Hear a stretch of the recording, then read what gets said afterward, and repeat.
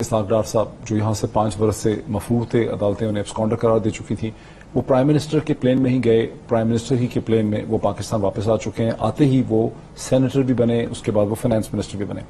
ایک عام انڈرسٹینڈنگ یہ ہے کہ ان کو اس لیے لایا گیا ہے کہ وہ آپٹکس کو امپروو کریں گے، وہ بجلی کی قیمتیں کم کریں گے، انٹرنیشنل کموڈٹی پرائسز کم ہو رہی ہیں، وہ پیٹرول کی قیمت ایک انسٹالمنٹ میں کم کی ہے، دوسری میں کم کریں گے، ڈالر ان کے آتے ہی کم ہونے لگ گئی ہے اس کی ویلیو۔ اور اس کے بعد آپ کا جو سارا آرگومنٹ تھا کہ الیکشن اس لیے ہونے چاہیے کہ پاکستان کی اکانومی برے حالات میں، اس آرگومنٹ کو ختم کرنے کی کوشش کی جا رہی ہے، بیکاز آپ نے جلسے آفٹر جلسہ یہ کہا ہے کہ مجھے خود اتنی پریشانی نہیں ہے، میری پاپولیرٹی میں اضافہ ہو رہا ہے، لیکن پاکستان کی معیشت جو ہے وہ افورڈ نہیں کرتی، تو وہ پاکستان کی معیشت کو ٹھیک کرنے کے لیے آئے اور آپ کا بیانیہ کمزور کرنے کے لیے آئے۔ دیکھیں موہت، پہلے تو صرف اسحاق ڈار، مریم، نواز شریف، ان 3 کے اوپر میں بات کرتا ہوں، کیونکہ ایک تو جو این آر او ہے وہ جس طرح میں نے شروع میں کہا سارے ہی اب بچ گئے۔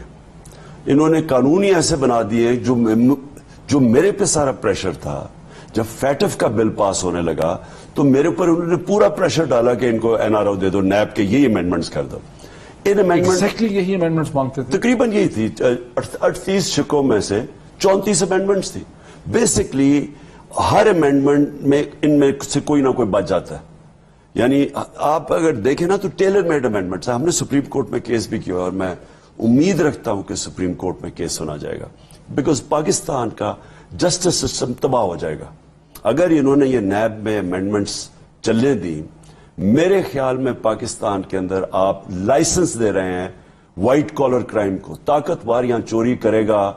اس کے پاس پیسہ باہر بھیجنے کو ہوگا، آپ اسے پکڑ ہی نہیں سکتے جو ہو گیا۔ اچھا، اب میں اسحاق ڈار یہ باہر کیوں بھاگا تھا؟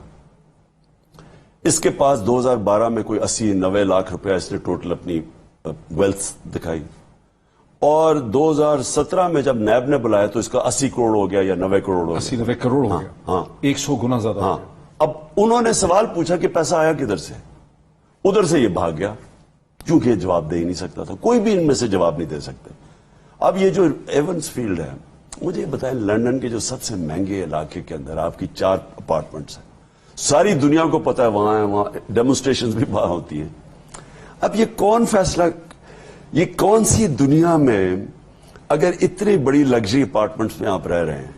اور آپ سے سوال پوچھیں کہ جناب آپ بتائیں پیسہ آیا کدھر سے، یہ ان سے سوال پوچھا جائے۔ جے آئی ٹی بیٹھی عدالت کے اندر، پتہ نہیں کتنی دیر یہ کیس چلا گیا، جے آئی ٹی بیٹھی، ایک دفعہ انہوں نے جھوٹ پہ جھوٹ بولتے گئے کہ پہلے یہ ہے جی ذرائع، وہ اسمبلی میں کہا وہ جھوٹ نکلا، پھر قطری کھاتا ہے وہ جھوٹ، وچ ہنٹ تھا سارا۔ نہیں میں اچھا تو یہ ثابت کر دینا، میرا بھی فلیٹ تھا، مجھے بھی عدالت میں لے کے گئے، انہوں نے میرے سے پوچھا، جج نے پوچھا، حالانکہ میں تو پبلک آفس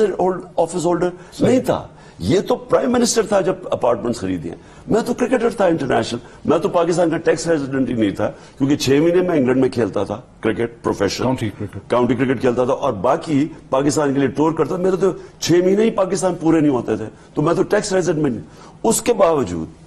ایک سوال کا میں نے جواب دیا اور میں نے بتایا کہ میرے پاس کدھر سے پیسے، 40 سال پرانا کانٹریکٹ دکھایا عدالت کو، جو وہ ورلڈ سیریز ہی ختم ہو گئی تھی، اس کا کانٹریکٹ دکھایا کہ کدھر سے پیسہ آیا مجھے، کیسے میں نے اپارٹمنٹ خریدی۔ ان کو پرائم منسٹر ہوتے ہوئے، اچھا میں پاکستان پیسہ لے کے آ رہا ہوں، وہ بیچ کے پیسہ پاکستان لے کے آ رہا ہوں، منی ٹریل دکھا رہا ہوں عدالت کو۔ انہوں نے یہاں سے پیسہ باہر لے کے گئے، وہاں تو ان کی بزنس ہی نہیں تھی، ابھی تک یہ نہیں بتا سکے کہ پیسہ آیا کدھر سے۔ کبھی کہتے ہیں جی وہ نانا کا اور وہ قطری کا، اس کا باپ تھا، وہ دونوں مر گئے ہیں۔ میاں شریف صاحب وہ کہتے ہیں انہوں نے خریدے ہوں گے، ہاں وہ کہتی ہے، اچھا تو میاں شریف کے ٹیکس ریٹرن میں ان کے دیکھ لیں انہوں نے کتنا ٹیکس دیا، تو یہ کہیں بھی یہ بتا نہیں سکتے کہ پیسہ کدھر سے آیا۔ اب جب آپ نہیں بتا سکتے تو اصولاً تو اس کے اوپر آپ کو یہی سزا ہو جانی چاہیے، کیونکہ مجھے تصور کریں کہ کسی بھی ملک کا پرائم منسٹر، ڈیموکریسیز کی بات کروں، وہ اپنے ملک سے باہر اربوں روپے کی پراپرٹیز لے لیتا ہے اور اس کے بتا نہیں سکتا، اس کے پاس کوئی لیگل طریقہ نہیں وہ خریدنے کا،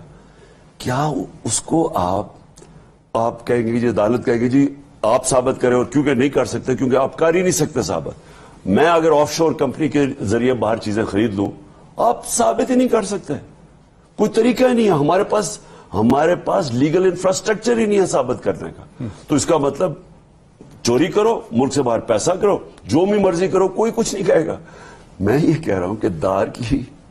دار جو واپس آ گیا وہ اتنا ڈرپوک آدمی ہے, یہ اس کو جب تک گارنٹی نہ ملی ہو یہ آ ہی نہیں سکتا تھا واپس. تو پھر گارنٹی کس نے دی؟ آپ سوچ رہے کس نے دی ہے؟